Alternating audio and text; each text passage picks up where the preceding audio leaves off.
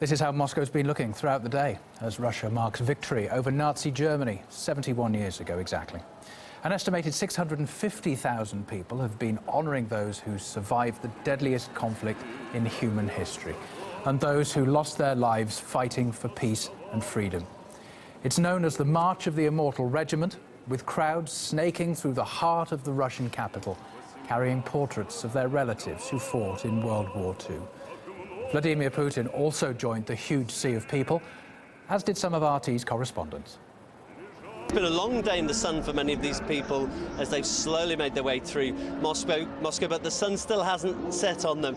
We can still hear those Soviet melodies soothingly playing out, and all those black and white photographs of so many young, handsome men and women being carried along by almost everybody who's taking part today. And you know, one of those photographs, it stood out to me when I recognised the photograph, I recognised the name underneath it, Ivan Ivanovich Patuk. I thought back, I remember this was a veteran, much decorated in his 90s, who I'd interviewed 2 years ago. He'd taken part in the liberation of Sevastopol in Crimea. A very sad tale. He'd lost many of his comrades, including many friends, in liberating the city. And when I saw his picture, I have to admit my heart sank.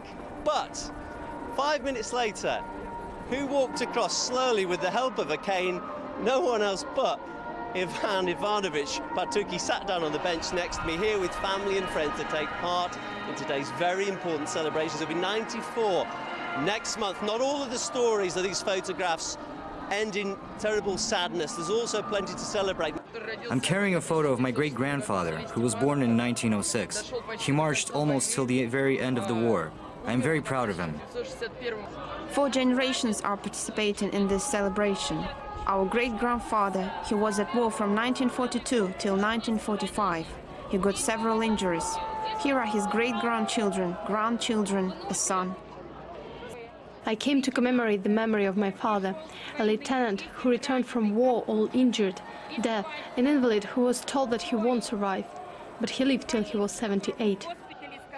The first rows of the Immortal Regiment march have reached Red Square, and this is where the Russian president himself, Vladimir Putin, joined the march. He's walking right there, about 10 meters from where I am, and the atmosphere here is absolutely incredible. My family, the Pachenko family, is also here.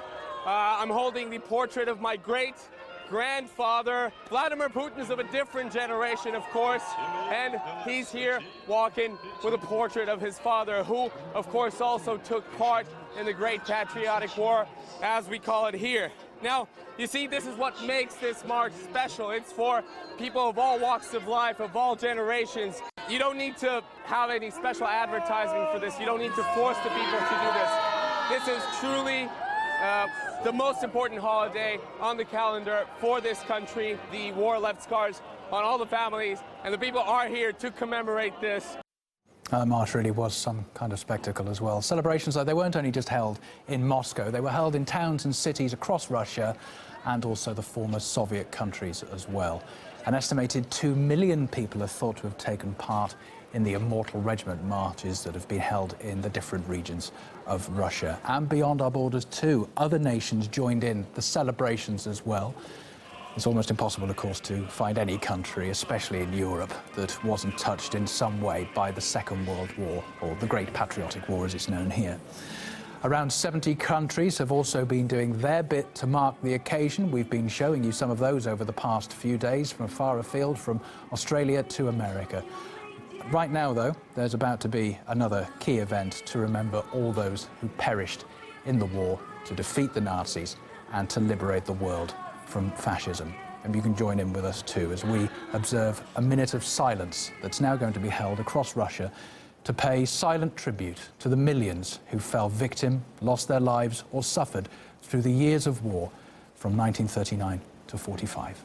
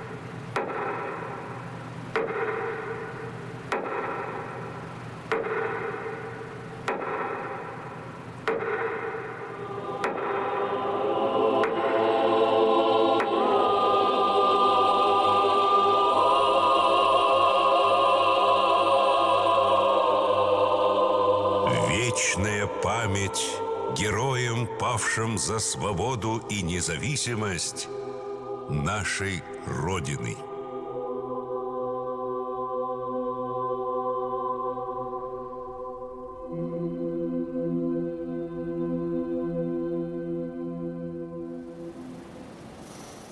A minute of silence observed across Russia, held to remember all those who sacrificed so much to defeat Nazi Germany. Today marks exactly 71 years since that victory was achieved, and the Third Reich officially surrendered. But that victory came at a colossal price. Many think it was the US and its allies that played the decisive role in defeating the Nazis. But let's have a look at the figures. While the Allied forces lost hundreds of thousands of citizens during the course of the conflict, at least 27 million Soviets were killed during what's known in Russia as the Great Patriotic War. The Eastern Front also proved the deadliest for Nazi Germany, with 74% of their war deaths occurring there. Almost every single Soviet family suffered the horrors of this war. Only 37% of all men drafted to the front line survived till the end of the conflict. Aside from the men, about 500,000 women served in the army during the war. Children also couldn't escape the atrocities. Nordic-looking Soviet children in occupied lands were often sent to Germany as Aryans. Only an estimated 2 to 3% of them ever managed to return after the war, with the majority permanently severed from their roots. While 3,500 children officially volunteered to take to the battlefield to help defend their homeland, it's thought unofficially that figure was much higher, with army generals not wanting to admit they were allowing youngsters to fight. Hundreds of thousands of Soviet children also helped the war effort at home. The demands of the conflict were so great that all means were used to help repel the Nazi invaders.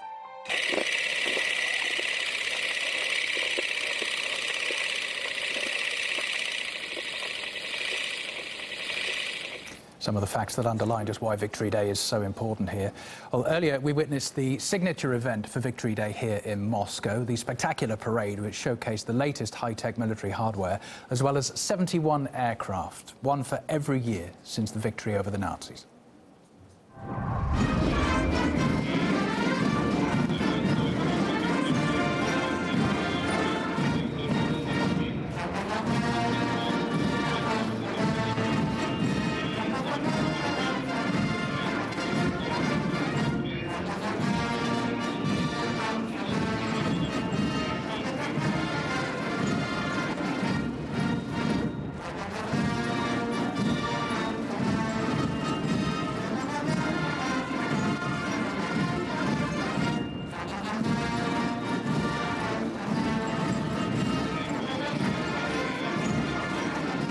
I feel like I'm in a Hollywood movie here. It's such a surreal experience for me, the first time being in Russia for Victory Day. Boy, was there a sea of colours. You can't quite see it in the same way when you're watching it on your screen, but you know, to be here and watch the results of the practice, they've been practicing since November 2015, well, it really, really showed.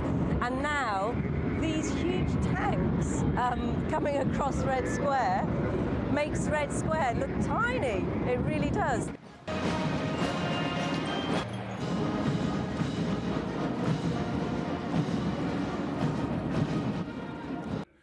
Today the world is facing cruelty and violence once again. Terrorism has become a global threat, and we have to overcome this evil. And Russia is open to joining forces with other states. Our soldiers and commanders have proven that they are worthy successors of the heroes of the Great Patriotic War. Congratulations. Happy Victory Day. Hurrah!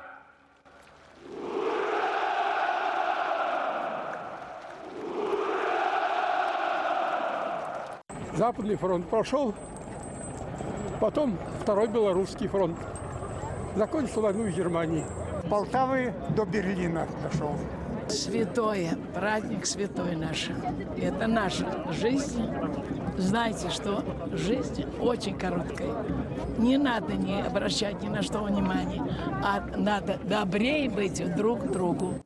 An incredibly moving day for those veterans. As we just mentioned, dozens of military vehicles and aircraft were shown during the parade as part of the Victory Day extravaganza. Some of them have already been tested in battle, fighting one of today's main global threats, terrorism.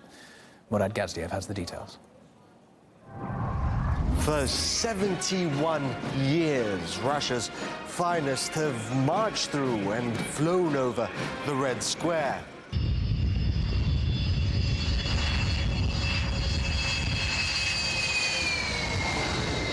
But this year, well, this year is special. The jets streaking over the Kremlin are no longer untried toys.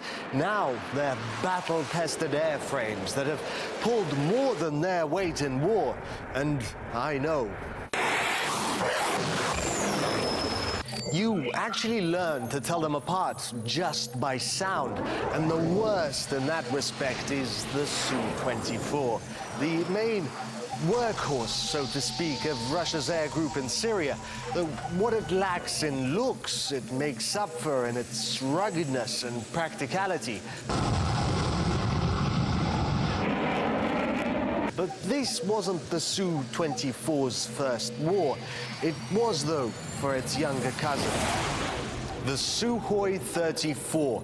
It's newer, it's prettier, and it's a heck of a lot more advanced, capable of carrying all of Russia's latest armaments and targeting a moving car from miles and miles away. This was its first operation, though it wasn't the only one making its debut. The Tupolev 95, dubbed the Bear and an icon of the Cold War, it waited for 63 years before carrying out its first combat mission against ISIS in Syria.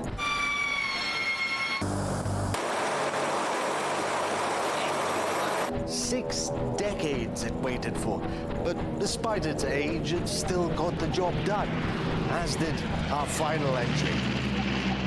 The Tu-160, the White Swan as it's known, the world's heaviest and paradoxically fastest bomber in active service.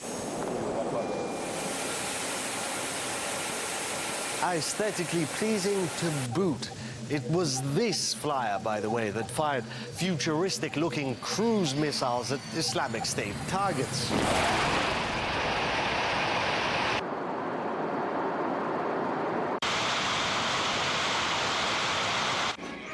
Many view the Victory Day parade as primarily a chance for Russia to display its military might. No, that's not what it's about. Victory Day is about remembering loved ones, remembering the terrible price that so many paid to preserve peace. Oh, here in Russia, of course, almost every family was affected by the Second World War. The pictures you can see behind me are relatives of people who work here at RT and who served in that war. Meanwhile, we took a group of airmen for an emotional reunion with some of the very planes that they used to pilot all those decades ago.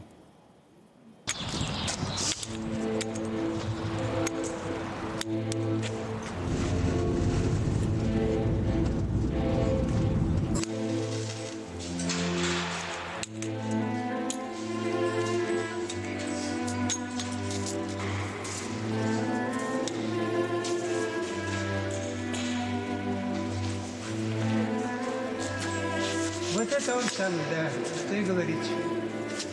Это бастон.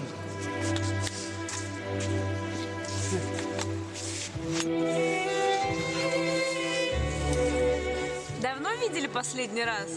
Давно. Когда?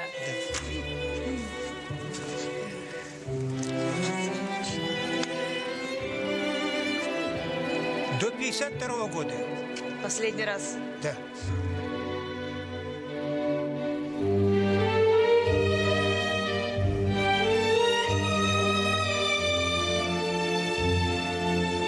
Что вы думаете? У меня был случай, когда я шел на посадку и забыл выпустить шасси. И сел на фюзеляж.